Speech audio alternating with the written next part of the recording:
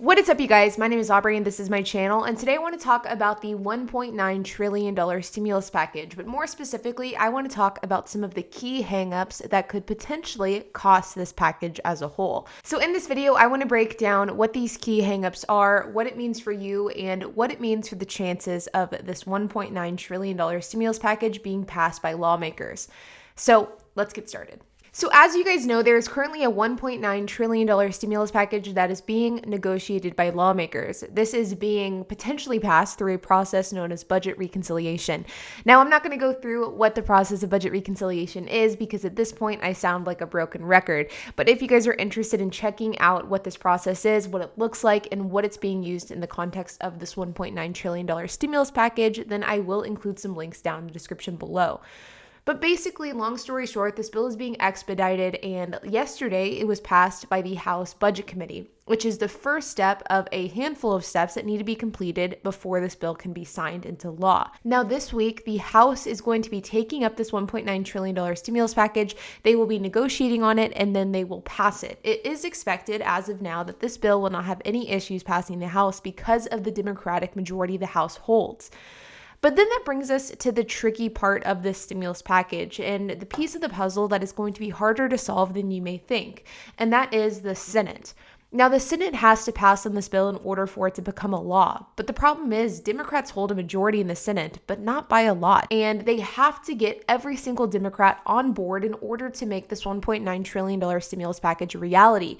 And the fact is, as of right now, there are two key senators that are pushing back on this package. You see, Senator Joe Manchin out of West Virginia and Senator Kyrsten Sinema, and I may be pronouncing her name incorrectly, out of Arizona have both come out and opposed the bill, and they have both cited one piece of the bill that they have issue with, and that is the $15 minimum wage. Now, this is an issue that has been talked about nonstop since the bill was proposed back in January, and there has been a lot of debate on the consequences that a $15 minimum wage could have, as well as the benefits that it could potentially have as well. And a $15 minimum wage at this point is something that these two senators simply are not supporting, and this could potentially end up costing the bill as a whole. Senator Joe Manchin has expressed that he would potentially pass this bill and vote for this bill if the minimum wage was decreased from $15 to $11. So instead of going from $7.25, which is where we currently stand, to $15, which is what is being proposed, we would instead go from $7.25 to $11 per hour. There has been a lot of talk about some ways around this $15 minimum wage. For example, one of the proposals that has been tossed around in the last couple of days has been the idea of increasing the minimum wage in increments over the next 4 to 5 years. Now, ultimately, this minimum wage is going to end up being a big issue when going to get this bill passed. The fact is, the Senate needs every single Democrat to support this bill in order for it to become a reality, and they cannot risk not having a senator pass this bill because of the $15 minimum wage issue. So if I was a betting person, I would bet that we most likely will not end up seeing this $15 minimum wage, but we will end up seeing some sort of minimum wage increase. That most likely will look like an $11 minimum wage or something in that realm rather than a $15 minimum wage. Now, the reality of the situation is that there are key benefits to a $15 minimum wage, but there are also some severe costs to this as well. And I think it's important to understand both sides of that coin in order to really gauge whether or not a $15 minimum wage is a good idea. Now, according to the Congressional Budget Office, a $15 minimum wage would potentially cost over 1.4 million jobs in America. Now, this 1.4 million job loss could look like a handful of different things. It could be in the form of outsourcing work to overseas. It could be in the form of leaning into AI and into computers doing jobs that humans once did. For example, self-checkout at grocery stores is a perfect example of this. Or it could be in the form of just cutting their labor and just leveraging their current staff as much as possible.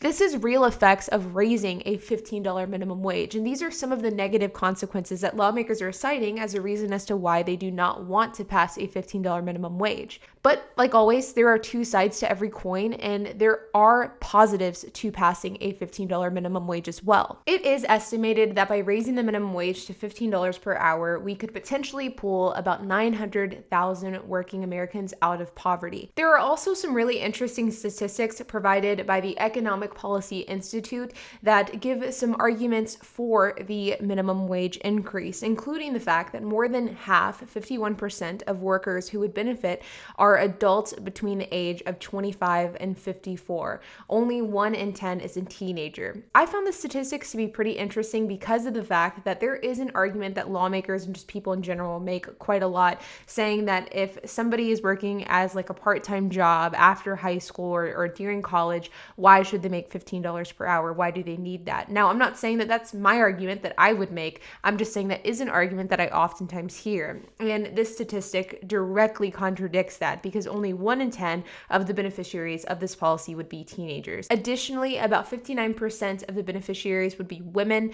More than half would work full-time or currently work full-time, would benefit from this $15 per hour increase. About 43% have some sort of college experience and 28% have children. So that's kind of the general statistics of who would benefit. Additionally, this benefit would be really significant for minority groups as well. For example, 31% of African Americans and 1/4, 26% of Latinos would get a raise if the federal minimum wage was increased to $15 per hour. Now, those are statistics provided by the Economic Policy Institute. And if you're interested in checking that out yourself and kind of reading a ton of the different stats that they have for the argument for a $15 per hour minimum wage, then I will include a link to that down in the description below. But ultimately, you guys, I'm not here to make the argument for a $15 per hour minimum wage. I'm also not here to make the argument against it. But I do think that it is important to understand both sides of this coin, because the fact is, with the $15 per hour minimum wage, with this argument that lawmakers are having, I think that more than any other policy that's being negotiated, there are very real pros and there are very real cons. I think that so often people look at policy as like a black and white issue, and I think that sometimes it is a black and white issue. But in the case of a $15 per hour minimum wage, it is not a black and white issue, and it is a very complicated issue that has very negative and very positive implications. And the real question is about weighing out these positive and negatives and figuring out which route is the route to go down. Ultimately, though, I think that it'll be really interesting to see how the next few weeks play out.